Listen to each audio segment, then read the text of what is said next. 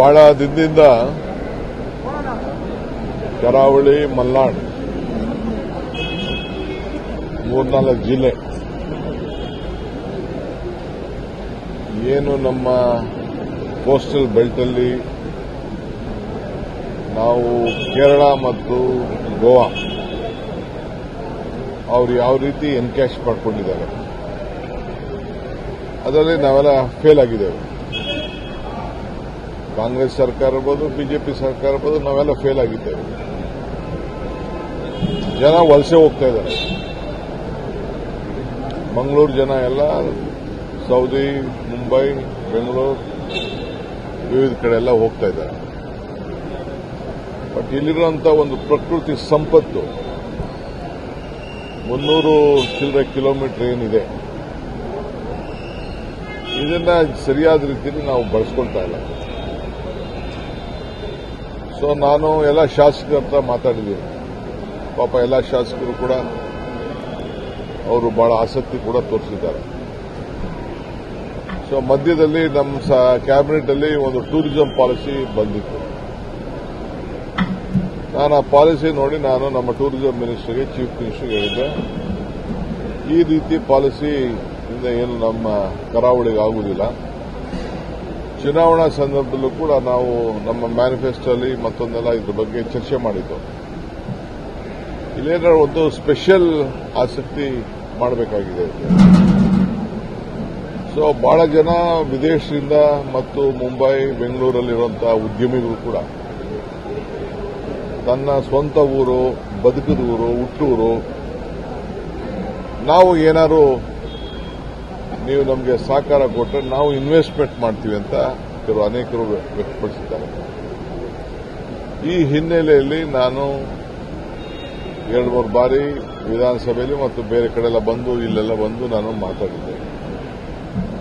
ಆಮೇಲೆ ಇಲ್ಲಿರುವಂತ ಹುಡುಗರು ಇದೆಯಲ್ಲ, ಯಂಗ್ಸ್ಟರ್ಸ್, ಅವರೆಲ್ಲ ಬಹಳ ಪ್ರಜ್ಞಾವಂತರು ಕೂಡ ಇದ್ದಾರೆ, ಕೆಪಾಸಿಟಿ ಇದ್ದಾರೆ. ಎಲ್ಲ ಹೊರಗಡೆ ಹೋಗಿ ಹೊರಗಡೆ ದೇಶದಲ್ಲೂ ಕೂಡ ಬಹಳ ಚೆನ್ನಾಗಿ ಬೆಳೆದುಕೊಂಡಿದ್ದಾರೆ. ಅವರು ಎಲ್ಲ ಪಾಪ ನೀವು ಮಾಡೋದ್ರಿಂದ ನಮಗೆ ಅನುಕೂಲ ಆಗ್ತದೆ, ನಾವು ನಮ್ದೊಂದು ಫುಟ್ ಪ್ರಿಂಟ್ನ ನಮ್ಮೂರಿನಲ್ಲೇ ಇಡಬೇಕು ಅಂತ ಆಸೆ, ನಮ್ಮ ಜನ್ಮ ಕೊಟ್ಟಂತ ಭೂಮಿ ಅನ್ನೋದು ಎಲ್ಲರೂ ಕೂಡ ಅಭಿಪ್ರಾಯ ಇದೆ. ಈ ಹಿನ್ನೆಲೆಯಲ್ಲಿ ಒಂದು ಪಾಲಿಸಿ ಮಾಡಬೇಕು ಅನ್ನೋ ದೃಷ್ಟಿಯಿಂದ ನಾನು ಆ ಪಾರ್ಟ್ನ ಕರಾವಳಿ ಪ್ರದೇಶದ ಟೂರಿಸಂ ಪಾಲಿಸಿನ ಪೆಂಡಿಂಗ್ ಇಡಿಸಿದೆ. ಸೊ ನಾನೇ ಮಾಡೋದು, 4-5 ಜನ ಆಫೀಸರ್ಸ್ ಮಾಡೋದು ಅಲ್ಲ, ಕೆಲವು ಒಳ್ಳೊಳ್ಳೆ ಆಫೀಸರ್ಸ್ ಎಲ್ಲ ಹಿಂದೆ ಎಲ್ಲ ಡಿಸಿ ಆಗಿ ಕೆಲಸ ಮಾಡಿದಂತ ಅನೇಕ ಆಫೀಸರ್ಸು ಅವ್ರ ಹತ್ರೆಲ್ಲ ನಾನು ಚರ್ಚೆ ಮಾಡಿದ್ದೇನೆ. ಅವರು ಎಲ್ಲ ಬೇಕಾದಷ್ಟು ಗುರ್ತು ಮಾಡಿ ಇಟ್ಟಿದ್ದಾರೆ. ಸೊ ಇವತ್ತು ನಾನು 12 ಗಂಟೆಗೆ ಕರೆದಿದ್ದೀನಿ. ಅವ್ರ ಹತ್ರೆಲ್ಲ ಚರ್ಚೆ ಮಾಡ್ತೀನಿ, ಅವರ ಅಭಿಪ್ರಾಯನೂ ಕೇಳ್ತೀನಿ. ಅವ್ರಿಗಿರುವಂಥ ಕನ್ಸ್ಟ್ರೈಂಟ್ಸ್ ಏನಿದೆ, ಅವ್ರಿಗಿರುವಂಥ ಸಮಸ್ಯೆಗಳೇನಿದೆ, ಸರ್ಕಾರ ಅವ್ರಿಗೆಲ್ಲ ಏನು ಸಹಾಯ ಮಾಡ್ಬೋದು. ಇಲ್ಲಿ ನಾವು ಸರ್ಕಾರ ಕೊಡೋದು ನಮ್ದು ಇನ್ವೆಸ್ಟ್ಮೆಂಟ್, ಕೆಲವು ಇನ್ಫ್ರಾಸ್ಟ್ರಕ್ಚರ್ ಇರ್ಬೋದು, ಅದು ಬಿಟ್ಟರೆ ಇನ್ನೇನು ಜಾಸ್ತಿ ಇರುವುದಿಲ್ಲ ಪಾಲಿಸಿ ಅಂತ ಮಾಡೋಂಥ ಸಂದರ್ಭದಲ್ಲಿ. ಸೊ ಪ್ರೈವೇಟ್ಗೆ ಹೆಚ್ಚಿಗೆ ಪ್ರೋತ್ಸಾಹನ ಕೊಡಬೇಕಾಗ್ತದೆ, ಕೆಲವು ಪಿಪಿಪಿ ಮಾಡಬೇಕಾಗ್ತದೆ.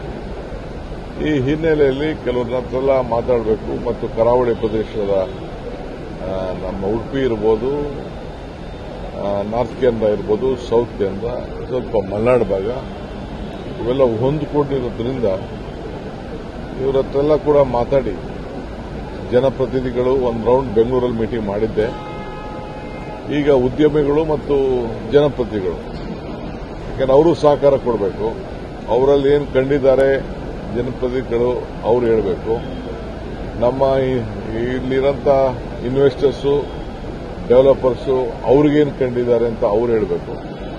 ಸೊ ಏನು ಸೂಕ್ತ ಇದೆ ಕಾನೂನಲ್ಲಿ, ಇವತ್ತು ನಾನು CRZ ಅವ್ರಿಗೂ ಕರೆದಿದ್ದೀನಿ, ಆಮೇಲೆ ಕೆಲವು ಡಿಫೆನ್ಸ್ ಅವ್ರನ್ನೂ ಕರೆದಿದ್ದೀನಿ, ಕೋಸ್ಟಲ್ ಅವ್ರನ್ನೂ ಕರೆದಿದ್ದೀನಿ, ಎಲ್ಲರೂ ಕರೆದಿದ್ದೀನಿ. ಸೊ ಅವರೆಲ್ಲ ಅಭಿಪ್ರಾಯ ಕೊಡಲಿ. ಪಬ್ಲಿಕ್ ಡೊಮೇನಲ್ಲಿ ಇಡ್ತೀವಿ, ಇದೇನು ನಾವೇನು ದೊಡ್ಡಾಗೇನು ಮಾಡೋದಿಲ್ಲ.